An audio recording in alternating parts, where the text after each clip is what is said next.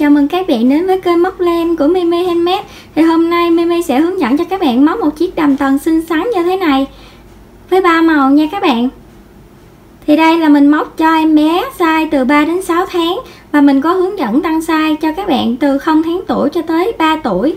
Và các bạn có thể lấy giấy viết ra để mình ghi các thông số để mà mình móc cho bé yêu nhà mình nha. Đây. Phối màu tím, hồng và trắng từng tầng với nhau như thế này nè các bạn. Ở đây mình có thắt thêm một cái ribbon tạo cái nơ để làm điểm nhấn cho bé. Rồi chúng ta cùng bắt đầu nha các bạn. Để móc một chiếc đầm công chúa 3 màu như vậy thì chúng ta cần chuẩn bị những cái nguyên liệu như sau. Đầu tiên đó là len, thì mình sẽ mua 3 màu, màu tím, màu hồng và màu trắng. Thì các bạn 3 màu này các bạn có thể thay thế những cái màu khác mà các bạn yêu thích nha. Rồi cái thứ hai đó là cái kim móc, thì mình sẽ móc kim 4.0 mm.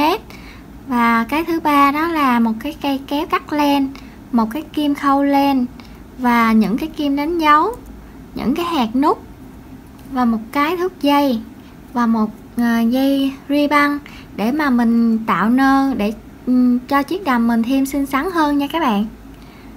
Và một cái ống chỉ nữa nè để kết những cái hạt nút vào. Rồi như vậy là xong. Bây giờ chúng ta cùng bắt đầu nha. Móc đầm á các bạn thì mình sẽ chia ra làm 3 phần để mà mình móc. Đầu tiên đó là mình sẽ móc cái phần từ vai cho tới nách và mình sẽ chiết nách. Và phần thứ hai đó là phần thân của chiếc đầm. Và phần thứ ba đó là phần chân váy ha. Rồi nếu mà các bạn móc theo số đo thì các bạn cứ đo theo cho mình là từ vai cho xuống tới nách là bao nhiêu cm thì các bạn sẽ ghi ra. Và từ chỗ nách này tới cái phần thân là các bạn có thể là trên gốn chút xíu hoặc là ở ngay gốn cũng được nha các bạn. Tại vì cái này cái đầm công chúa thì nó sẽ ở phần trên một chút xíu để cho cái độ xòe của nó ra cho nó đẹp. Thì các bạn cứ đo là trên gốn khoảng 2 cm hoặc là ngay gốn cho mình cũng được. Và các bạn ghi số liệu ở đây để mà mình có thể là móc theo cái chiều cao của nó, móc theo cái chiều cao theo cái số liệu của mình đo.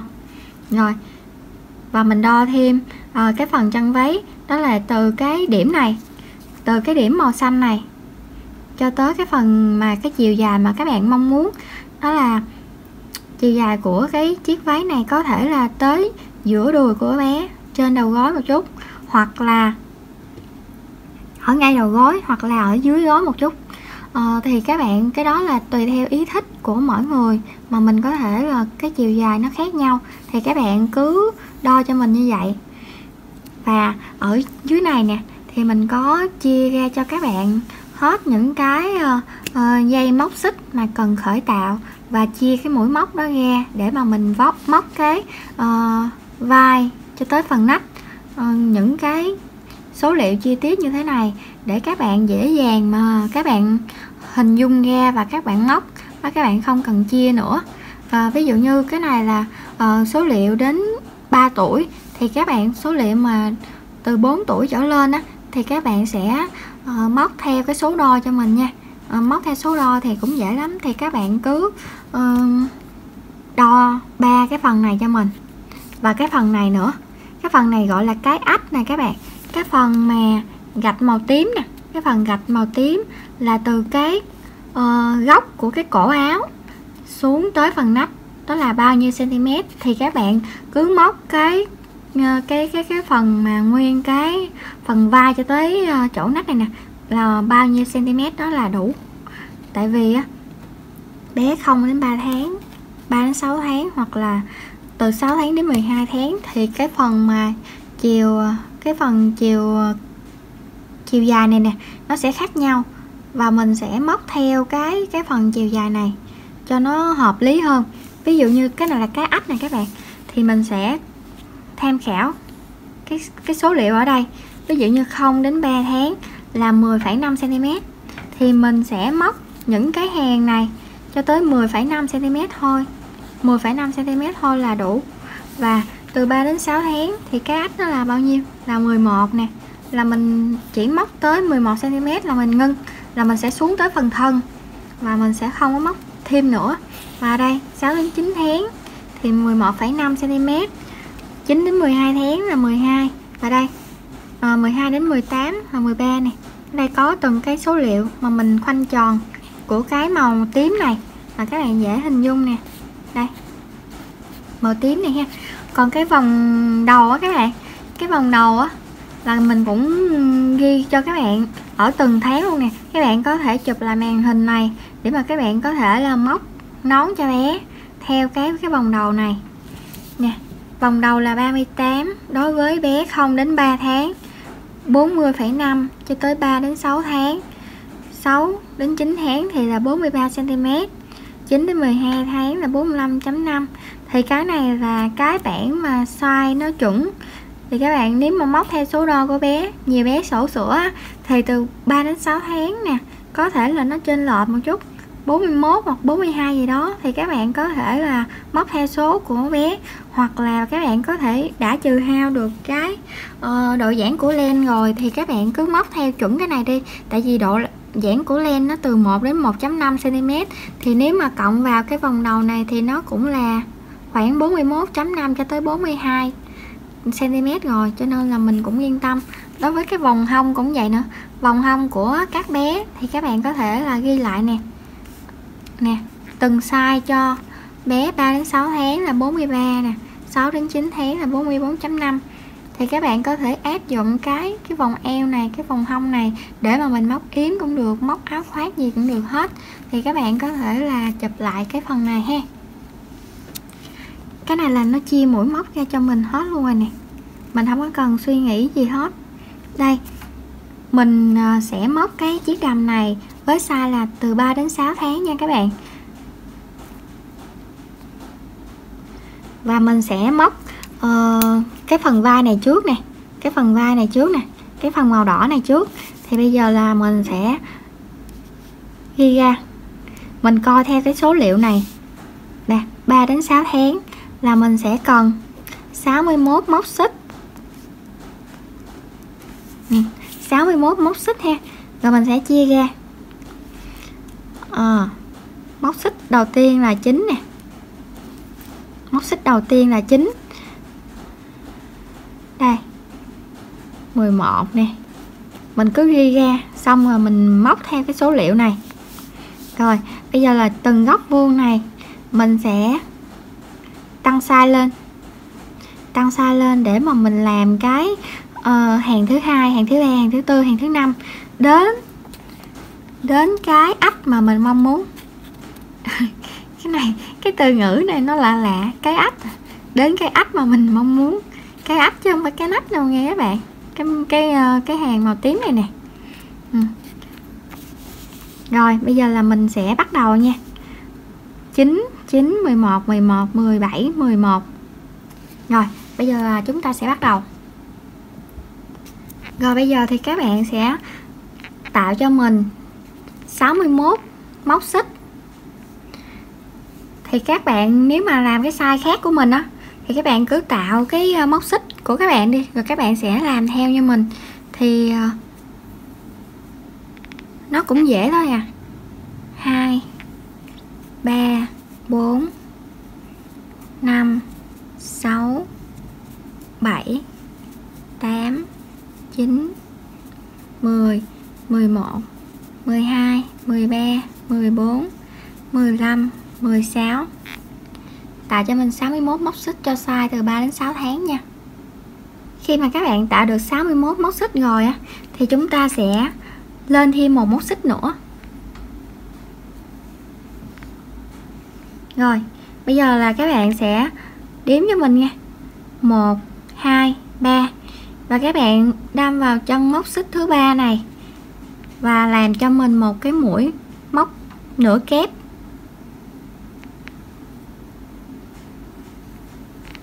Đây, 3 vòng chỉ trên kim kéo qua. Rồi ở đây là mình sẽ tính là hai cái móc xích hồi nãy á, đây cái này, hai cái móc xích này mình chừa ra nè, là một mũi móc nửa kép nha, ở đây một mũi móc nửa kép mà mình mới gầy nên nè, thì đây là được, là tính là 2 nè, là 2 mũi nửa kép. 2 3 4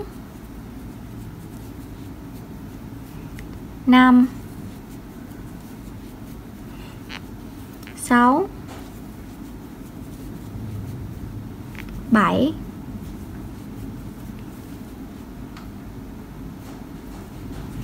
8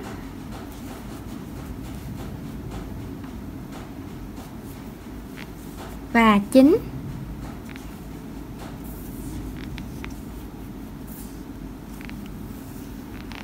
Rồi, ở đây mình 9 rồi nè các bạn. 9 thì mình sẽ dựa vào đây. 9 mũi móc nửa kép thì sẽ tới cái góc vuông đầu tiên. Thì bây giờ là mình sẽ tạo một cái góc vuông ở đây nha. Rồi cách tạo góc vuông như sau nè. Cái chân móc kế tiếp các bạn cũng móc cho mình một cái mũi nửa kép, một mũi nửa kép, và các bạn lên thêm 2 xích nữa, 1 2, và sẽ tạo một cái mũi nửa kép chung một chân với cái mũi nửa kép mà mình vừa móc. Đây, tạo thêm một cái nữa vô trong cái chân móc xích đó. Là cái chân móc xích này nó bao gồm là một mũi nửa kép, sau đó là lên 2 móc xích và thêm một cái mũi nửa kép nữa, thì chúng ta đã tạo được một cái góc vuông thứ nhất. Rồi, đã tạo xong cái góc vuông thứ nhất rồi nè, các bạn nếu kỹ nè, các bạn sẽ đếm nè, tính luôn 2 cái móc xích đầu tiên mà chúng ta chừa ra nè, là một mũi nửa kép, 2 mũi nửa kép, 3 4 5 6 7 8 và 9. 9 tới đây, tới cái mũi móc xích thứ 10 là chúng ta sẽ tạo cái góc vuông đầu tiên. Đây, 9 mũi móc xích là tới một cái góc vuông. Đây, chúng ta dòm đây nè, tới cái góc vuông là chúng ta tăng size ở đây rồi nè. Đây, và bây giờ là chúng ta sẽ móc thêm 11 mũi nửa kép tiếp tục. 11 phải không? Đây, chúng ta sẽ đếm lại từ đầu. 1 2 3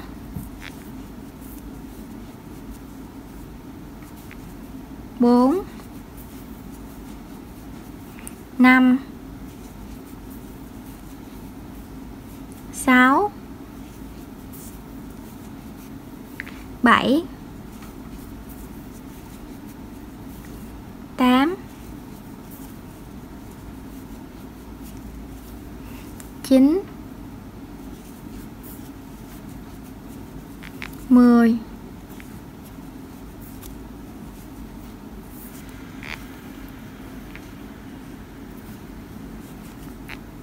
11.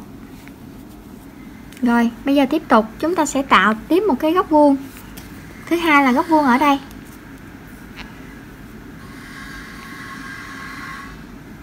Đâm vào chân móc kế tiếp là một mũi nửa kép, lên 2 móc xích. Tiếp tục đâm kim vào cái chân móc đó, móc thêm một mũi nửa kép nữa, và chúng ta đã tạo xong một cái góc vuông thứ hai. Đây. Rồi bây giờ tiếp tục, ở đây là số 17, mình sẽ tạo 17 mũi nửa kép. Đây, 1 2 3 4 5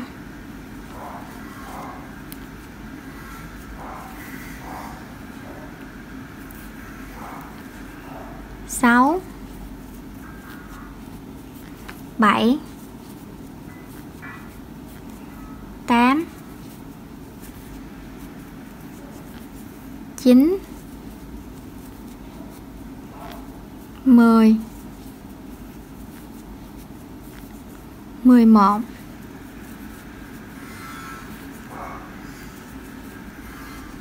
12 13,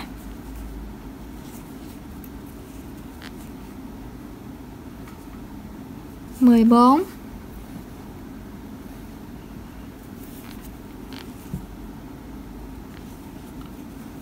15, 16, 17. 17 xong rồi, mình tiếp tục mình tạo một cái góc vuông thứ ba, và trong móc kế tiếp tạo một mũi nổi kép lên 2 xích và đâm vào trong móc đó thêm một mũi nổi kép nữa, rồi chúng ta đã hoàn thành xong góc vuông thứ ba. Và tiếp tục tới cái vai này là 11 nè, thì mình sẽ móc 11 mũi nối kép tiếp tục. 1, 2, 3, 4, 5,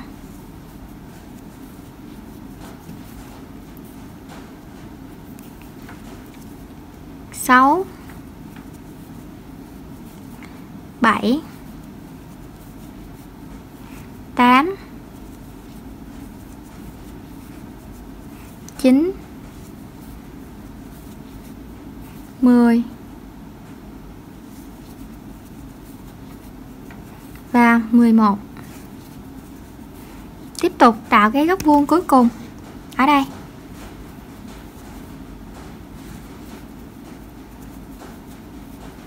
Một mũi nối kép lên 2 móc xích và một mũi nối kép tiếp tục vào trong móc đó là chúng ta kết thúc 4 góc vuông. 1, 2, 3, 4. Và bây giờ chúng ta còn 9 mũi móc còn lại. Chúng ta sẽ đếm luôn nè, coi đúng không ha. 1, 2,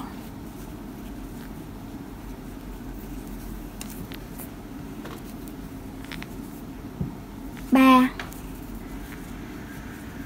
4,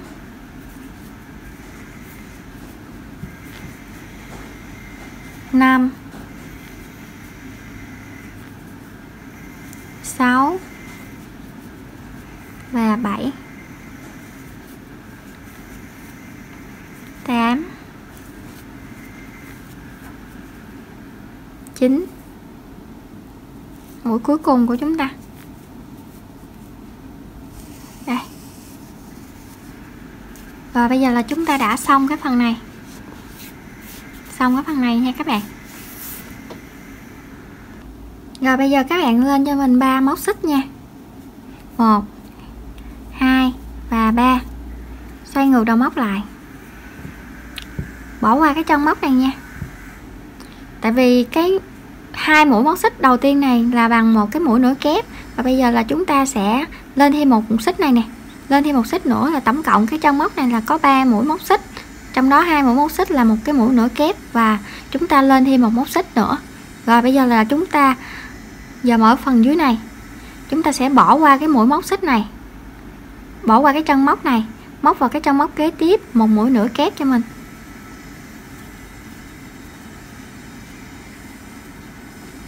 Một mũi nửa kép. Đây, chúng ta tạo một cái lỗ này ha. Đây, hai cái chân móc xích đầu tiên đó là bằng một mũi nửa kép, và chúng ta lên một móc xích trên này. Lên một móc xích trên này tức là sẽ bỏ qua một cái chân móc ở dưới này, chúng ta sẽ đâm vào cái chân móc kế tiếp. Rồi ở chân móc tiếp theo cũng sẽ tương tự, chúng ta sẽ lên một mũi móc xích, bỏ một cái chân móc ở đây, đâm vào cái chân móc kế tiếp này là một mũi nửa kép cho mình, móc cho mình một mũi nửa kép. Rồi tiếp tục lên một mũi móc xích, bỏ qua cái chân móc này, đâm kim vào cái chân móc này, móc một mũi nửa kép. Đây. Rồi cũng lên một móc xích và đâm kim vào cái chân móc này, móc một mũi nửa kép. Rồi chúng ta cũng lên một móc xích, chúng ta tới cái góc vuông thứ nhất này, chúng ta đâm kim thẳng vào cái góc vuông này, cái lỗ này để tạo một cái mũi nửa kép và 2 mũi móc xích, rồi thêm một mũi nửa kép nữa. vào trong cái lỗ góc vuông đầu tiên. Đây, như vậy nha. Các bạn nhớ, các bạn để ý là các bạn vừa móc và các bạn vừa kiểm tra lại có lên đúng cái một móc xích không, và chúng ta có cách một cái chân móc không, để chúng ta không cần phải tháo ra móc lại nha. Nếu mà thiếu mũi, đây, lên một mũi móc xích, tiếp tục bỏ qua cái chân móc này, đâm kim vào cái chân móc này, móc một mũi nửa kép cho mình. Đây, móc một mũi móc xích, đây, bỏ qua cái chân móc này, đâm kim vào cái chân móc này, móc một mũi nửa kép, móc một mũi móc xích, tiếp tục làm tương tự như vậy đến các góc vuông và đến cuối hàng luôn nha các bạn. Đây, một móc xích, các bạn nhớ kiểm tra coi mình có cách một cái chân móc không và mình có lên một móc xích không nha, để chúng ta không phải tháo ra móc lại. Đây,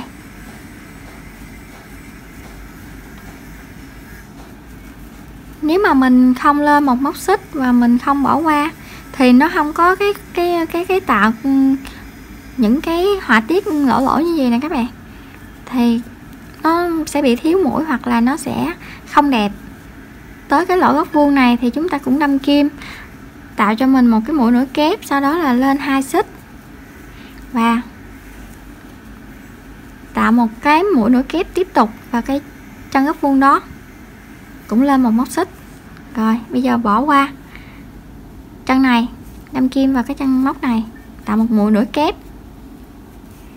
Rồi làm như vậy cho tới hết hàng giùm mình nha. Rồi bây giờ là chúng ta sẽ làm cho tới cuối hàng, rồi chúng ta sẽ gặp nhau lại nha. Khi móc gần đến cuối hàng rồi thì chúng ta cũng móc tương tự như đầu hàng, lên một mũi móc xích, bỏ qua một chân móc, móc vào đây một mũi nửa kép và lên một mũi móc xích, tạo một cái khoảng trống cuối cùng thì các bạn móc vào chân móc này. Đây, tạo một mũi nửa kép và chúng ta thay màu hồng nha các bạn. Móc lên một mũi móc xích, kéo lên và cắt len. Rồi chúng ta sẽ thay màu hồng nha. Rồi bây giờ sẽ tạo một cái nút bên cái màu hồng này.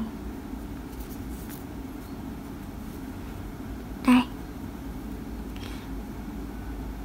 Rồi bây giờ chúng ta sẽ nối nó lại.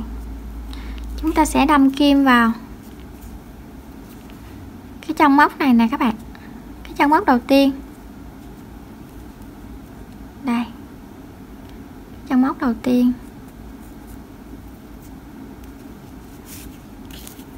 Chúng ta sẽ kéo len qua.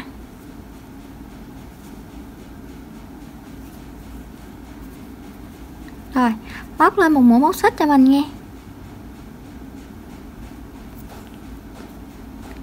Để cái dây màu tím này vô trong đi. Rồi, móc lên một móc xích cho mình. Và móc vào cái chân móc xích này nè, một mũi nửa kép.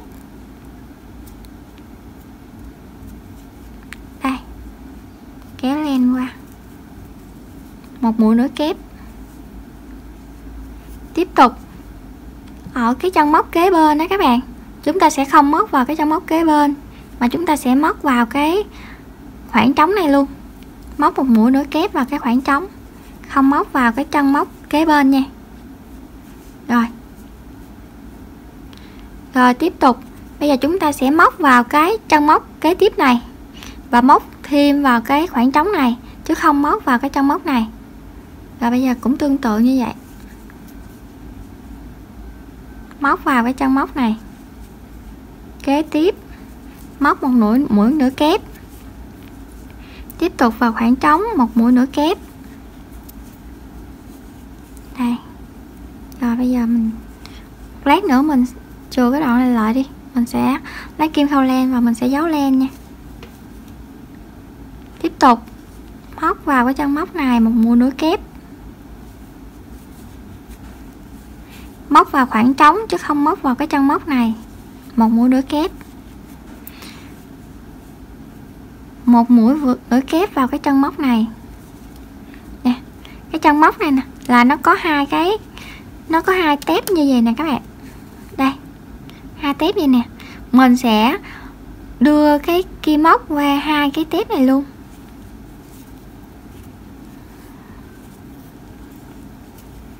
Đây, đưa cái kim móc qua hai tiếp này luôn nè. Rồi các bạn kéo len qua, các bạn móc một mũi nối kép, rồi tiếp tục là sao? Đâm kim vào trong khoảng trống này, tạo một mũi nối kép là nó đã bít được cái chân móc này rồi nè. Rồi tiếp tục đâm kim vào cái chân móc kế tiếp, và đây, vào lỗ. Bây giờ các bạn đã tới cái đoạn mà cái lỗ trống của cái góc vuông thứ nhất, thì các bạn cũng tương tự, mình sẽ đâm kim vào cái chân móc này, cái chân móc đầu tiên này. Chân móc đầu tiên của cái khoảng trống là cái móc, là cái mũi nửa kép này nè các bạn. Đâm kim vào lên đây, tạo một mũi nửa kép đó. Rồi móc vào trong cái khoảng trống này một mũi nửa kép, và sau đó lên hai móc xích. Tiếp tục một mũi nửa kép vào trong khoảng trống góc vuông, là trong góc vuông chúng ta được hai mũi nửa kép cách nhau bởi hai móc xích, tương tự như những cái góc vuông trước đó. Rồi bây giờ chúng ta cũng sẽ móc vào cái chân móc này một mũi nửa kép. Đây, một mũi nửa kép, và lỗ trống này một mũi nửa kép. Tiếp tục bên đây cũng làm tương tự như vậy, một cái là chân móc, một cái là trong cái khoảng trống. Rồi máy này cũng tương tự nè các bạn, đâm kim vào cái chân móc này, tạo một cái mũi nửa kép. Tiếp đó là không có làm cái mũi nửa kép vào cái chân móc kế bên, mà sẽ đâm kim vào cái khoảng trống này để chúng ta móc một mũi nửa kép. Tương tự tới cái góc vuông kế tiếp thì cũng làm tương tự như cái góc vuông bên này. Rồi bây giờ mình sẽ hướng dẫn bạn tiếp một cái góc vuông nữa. Đây, một mũi nửa kép và khoảng trống một mũi nửa kép. Tiếp tục một mũi nửa kép, khoảng trống một mũi nửa kép. Tiếp tục một mũi nửa kép.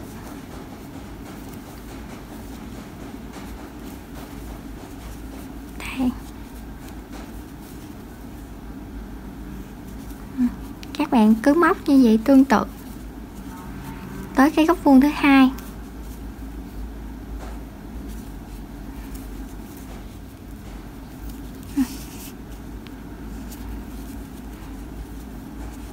Đâm vào lỗ.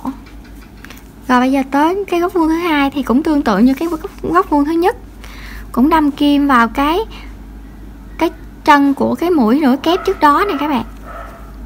Đâm kim vào cái chân móc này, nhớ đâm vào hai tép nha, một mũi nửa kép.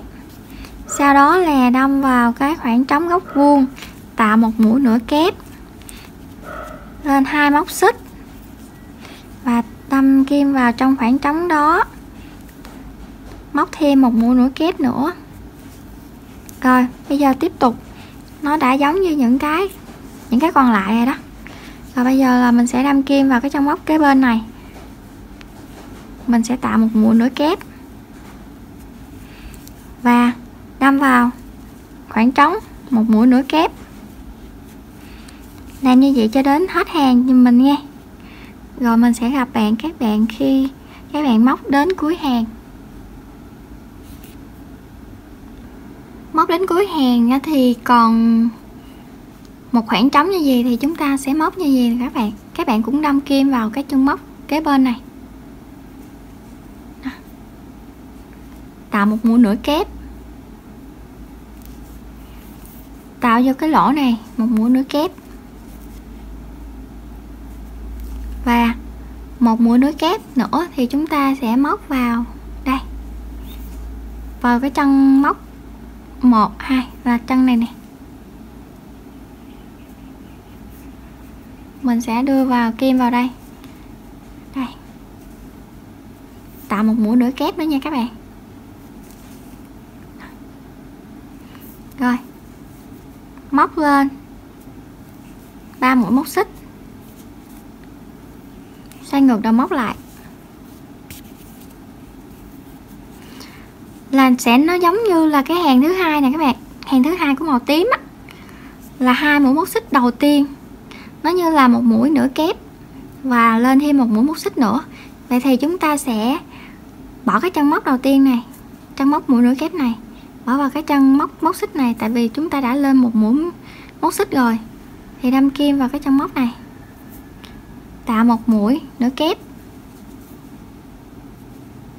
Đây, tiếp tục giống hệt như cái hàng thứ hai, chúng ta cũng sẽ lên một xích và chúng ta cũng sẽ bỏ một chân móc, đâm kim vào cái chân móc kế tiếp để tạo một cái mũi nửa kép tiếp theo.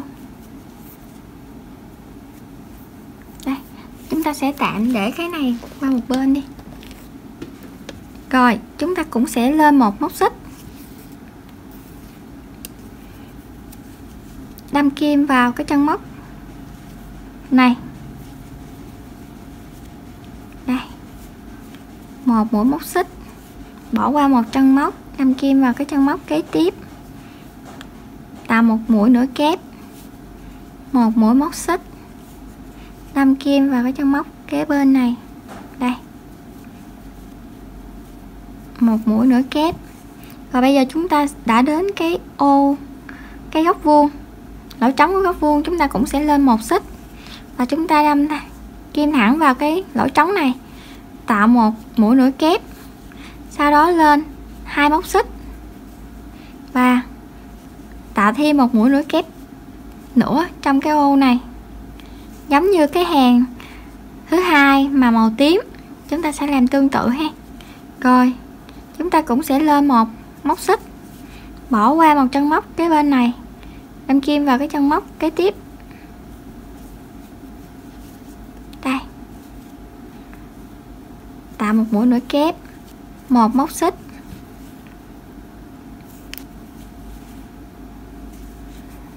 mũi nửa kép tiếp theo, một móc xích, bỏ qua một chân móc, đâm kim vào chân móc kế tiếp, một mũi nửa kép, một móc xích. Cứ làm như vậy cho tới gần cuối hàng đi. Rồi mình sẽ gặp lại các bạn sau khi các bạn móc xong cái hàng thứ tư này nha. Hàng thứ tư sẽ giống như hàng thứ hai màu tím. Rồi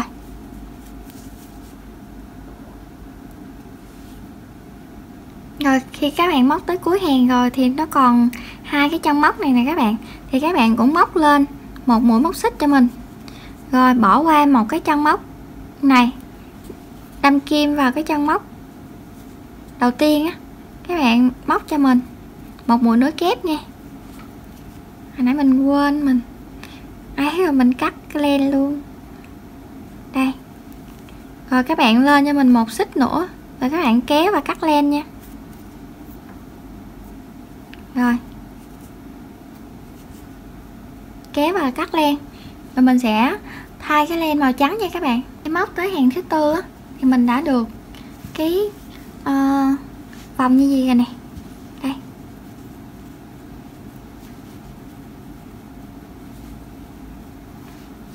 đây, chúng ta nửa chúng ta sẽ lấy cái này là mặt trước nha, cái này là mặt sau. Rồi bây giờ chúng ta sẽ thay cái len màu trắng, quay ngược đầu móc lại nha các bạn. Lấy len màu trắng tạo cho mình một nút.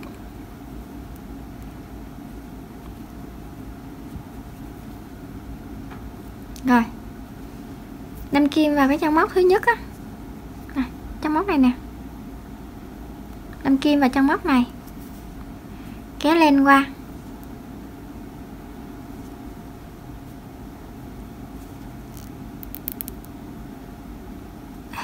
kéo len qua, móc lên cho mình một móc xích,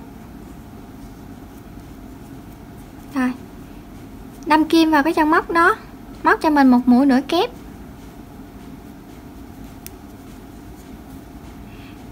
hàng này các bạn thấy là nhớ nó sẽ tương tự như là cái hàng thứ ba. Đây, cái hàng thứ ba này mình cũng lên một mũi móc xích và mình đâm kim vào cái chân này và móc một cái mũi nữa kép vào cái chân móc đó luôn. Tiếp tục là tới cái chân mũi này mình sẽ không móc vào cái chân này và mình sẽ móc vào cái khoảng trống. Đây, mình sẽ móc vào cái khoảng trống, móc y hệt cái hàng thứ ba nha các bạn. Rồi bây giờ là tiếp tục chúng ta sẽ móc vào cái chân móc này, chân móc kế bên luôn, đâm kim qua 2 tép nha. Đây, móc vào cái chân móc này một mũi này và tiếp tục không đâm kim vào cái chân móc kế bên này mà đâm kim vào cái khoảng trống. Rồi chúng ta tạo cho mình một mũi nữa kép. Tiếp tục làm tới cái khoảng trống của góc vuông luôn, thì cũng tương tự như cái hàng thứ ba các bạn. Bây giờ là mình sẽ móc màu trắng xuống tới cái phần chân váy luôn á, mình không có đổi len nữa ha. Đây, tiếp tục và đâm kim vào chân móc kế bên. Đây, chúng ta sẽ bỏ hai cái này đi, một lát nữa ta sẽ dùng kim khâu len á, khâu lại giống như cái hàng thứ ba vậy đó. Đây, đâm kim vào 2 tép nè. Rồi kéo len qua, móc một mũi nữa kép, đâm kim vào cái lỗ khoảng trống, móc một mũi nữa kép, đâm kim tiếp tục vào cái chân móc kế tiếp, kéo len qua. Nếu mà bạn không đâm 2 tép á, là nó sẽ có cái lỗ hở, ví dụ như này, đây này đi nè, các bạn đâm này, nó sẽ có khoảng trống nè, nó sẽ có lỗ hở lên nè. Đó, khi mà bạn đâm kim vào hai cái chân móc mà 2 tép luôn á, thì nó sẽ khít hơn. Đây, 2 tép luôn thì nó sẽ khít hơn ha. Đây, rồi đâm kim vào trong cái khoảng trống này, móc một mũi nữa kép. Tiếp tục tới cái góc vuông này, chúng ta cũng sẽ móc vào cái chân móc của cái mũi nữa kép cái hàng trước đó nè, đâm kim vào đây, giống lên thì nó sẽ như vậy. Một mũi nữa kép, tiếp tục vào cái ô góc vuông này, ô góc vuông thứ nhất này, một mũi nữa kép và móc lên 2 mũi móc xích, tức là chỉ có cái ô của cái góc vuông thì mình mới lên 2 mũi móc xích. Các bạn lưu ý nha, chứ mấy cái kia là mình không có lên mũi móc xích nào hết. Mình móc giống y hệt như cái hàng thứ ba vậy đó. Hàng này hàng thứ nhất nè, hàng này hàng thứ hai và hàng này hàng thứ ba. Và cái này nó đây.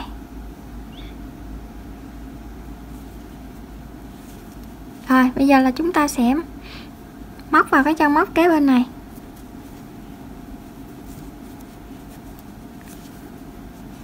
Tiếp tục móc vào lỗ khoảng trống một mũi. Tiếp tục bên chân móc này móc một mũi nữa kép. Nhớ đâm kim cho đúng nha các bạn, để thôi nó sẽ có cái khoảng trống á, nó sẽ không có được đẹp, hơi khó nè. Đây.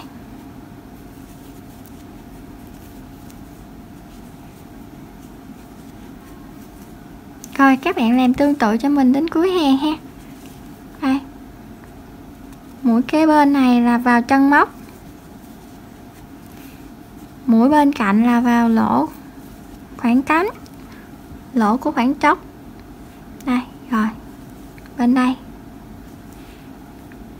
tới góc vuông thì cũng vào cái chân đầu tiên của góc vuông một mũi nữa kép, sau đó là tới cái khoảng trống của góc vuông đó một mũi nữa kép lên 2 xích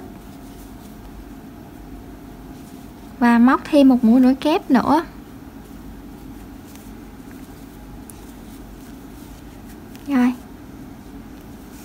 Bây giờ các bạn làm như vậy cho mình đến cuối hàng luôn nha, móc giống như là hàng thứ 3 này.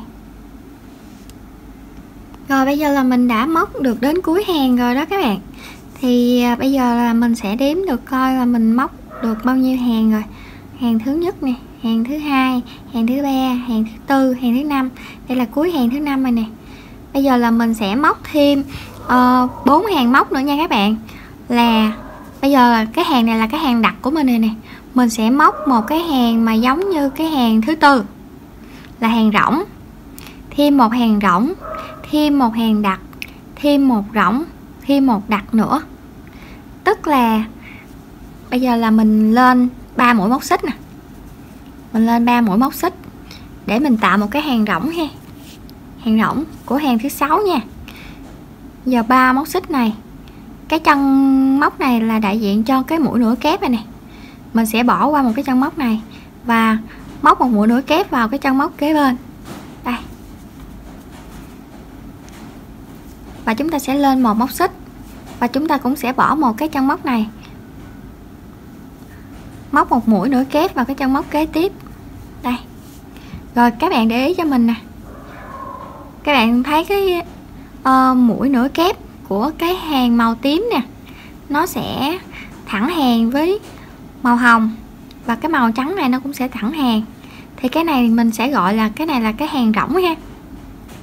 Các bạn sẽ móc thêm cho mình một, hết hàng rỗng này móc thêm cho mình một cái hàng đặt và thêm một cái hàng rỗng và thêm một cái hàng đặt nữa. Cái hàng đặt thì các bạn sẽ móc giống y như cái hàng màu hồng này nha các bạn. Đây.